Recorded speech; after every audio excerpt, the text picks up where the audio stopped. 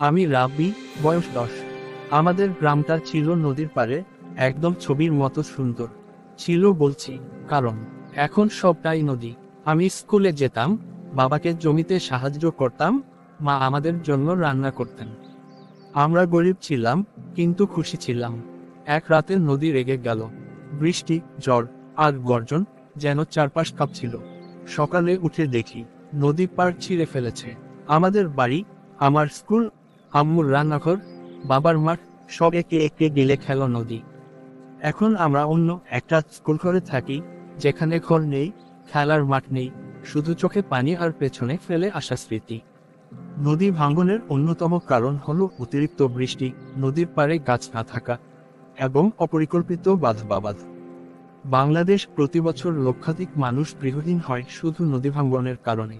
প্রতি বছর বাংলাদেশ প্রায় 50-70 হাজার মানুষ নদী ভাঙ্গনের কারণে তাদের বসতভিটা হারায়।